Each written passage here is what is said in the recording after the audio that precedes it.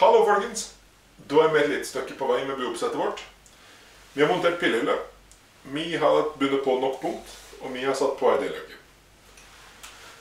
Da er vi faktisk så langt at da kan vi jo egentlig bare begynne å skyte, men det er veldig greit å gå gjennom et par ting til før vi kommer så langt.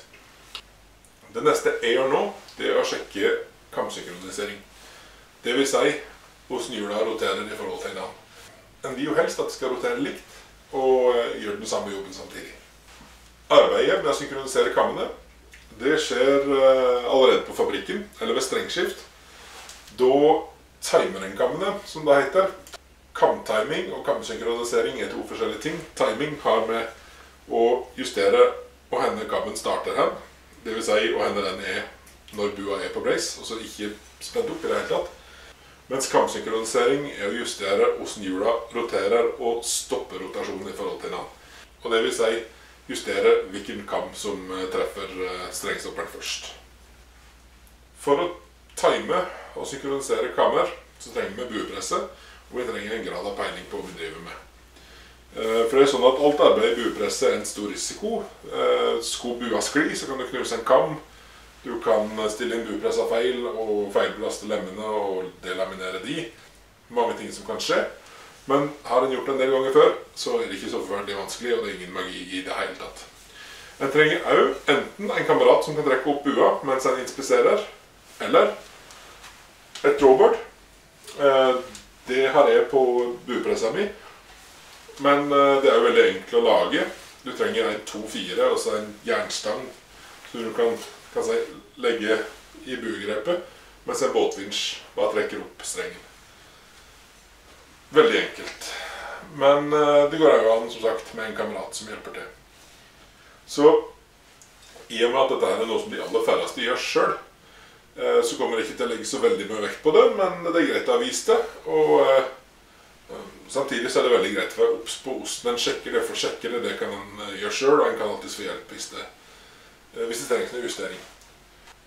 Noe som jeg har klødd meg i hodet over mange ganger når jeg jobber med forskjellige kamsystemer, det er hvilken kabel jeg skal gjøre av med for å oppnå målet mitt. Det er jo slik at forskjellige kamsystemer, sånn som dobbeltkam, hybridkam og så videre, har litt forskjellige framgangsmåter, litt forskjellige oppskrifter.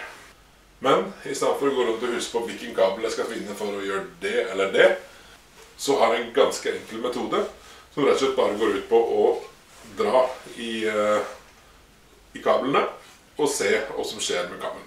Så når jeg tar tak i busskabelen min nå for eksempel, trekker litt i den, så ser jeg at denne kammen roterer den veien. Og det er jo i tråd med regelen. Hvis en strammer busskabelen, så roterer den toppkammen litt den veien. Så går ikke så veldig mye mer i dybde på det, men jeg kan rett og slett vise litt hvordan jeg gjør dette her. Som sagt, allerede ved strengskift så har jeg sjekket timinga på kemmene. Da er det på denne bua, og det er det på ganske mange buer også, en eller annen slags timingmerke. Ved tommelen min her sånn, så er det en liten laserstrek. Den treffer kabelen ganske bra. Det gjør den også på den andre siden. De merkene er ingen absolutt, men det er en veldig fin liten veileder når vi skal starte opp med timinga. Så hvis jeg kan sette opp en bue ved strengskift sånn at timinga er ganske så på streken her, så vet jeg at da er det ingenting som er helt vilt som gjør at jeg må gjøre store justeringer senere. Da er bua klar for det første grå oppsettet. Da går vi i gang. Som vi ser her nå, så har jeg satt bua opp i drawboardet mitt. Nå begynner jeg å sveive, og så følger vi med på kammene hvordan de beveger seg. Det jeg ser etter er hvordan de to kabelstoppene, altså strengstoppene, på kammen opp og nede treffer i forhold til hverandre. Ikke alle buer har kabelstopper. Noen har lemstopp, og andre har rett og slett bare et flatt parti på innerkammen. Uansett, vi skal se hvordan hjula treffer sluttposisjon i forhold til hverandre.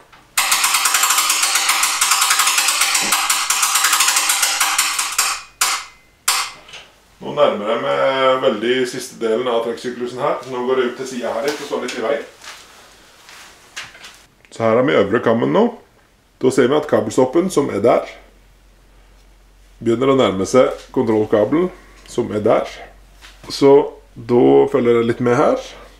Samtidig så ser jeg at kabelstoppen nede har cirka samme avstand til kabelen der. Så da følger jeg med på de to kabelstoppene. Nå er det rett før de toucher. Så hvis jeg gjør sånn her nå, så toucher han bort på. Hvis jeg finner det første punktet som han berører der, så sjekker jeg nede. Nå ser jeg på begge to, og de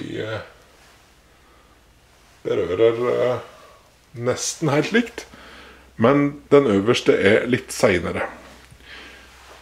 Og målet mitt er egentlig at begge enten skal touche helt likt, eller at den øverste skal treffe bitte litt før. Vi snakker en 1/8 tomme cirka. Da må vi gjøre litt arbeid. Nå står bua i pressa. Da fant vi ut at den øvre kammen lå ørlitt etter den nederste. Det fikser vi ved å stramme litt på busskabelen. Så når den presser en bue, så er det aldri mer enn en må. Det er liksom akkurat nok til å kunne arbeide med streng og kabel. Så for å få slakket kabelen nok til å jobbe med den nå, så vipper jeg bare strengen ut av sporet. Da kan jeg fritt rotere kammen her nede, og sånn sett komme til busskabelen lettere.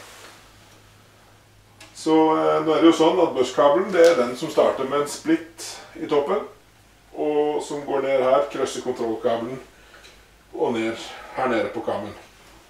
Så den tar jeg av, og det var i hvert fall ikke noe mer enn en twist som skal til her, sånn tror jeg.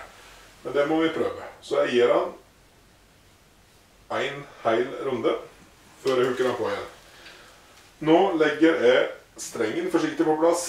Jeg sjekker at kontrollkabelen ligger i sporet sitt, og at den henger på festet sitt. Jeg sjekker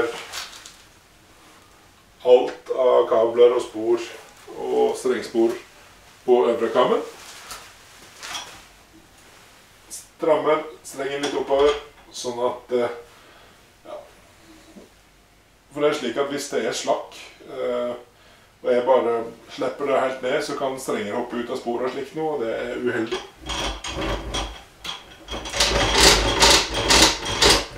Og der var bua fri igjen. Da er det på tide med en ny sjekk.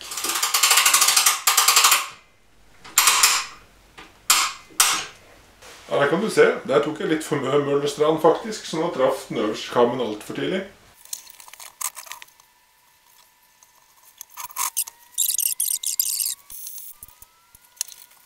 Sånn, da har jeg i grunnen nådd målet mitt. Nå treffer den øverste kammen ørlitt før den nederste.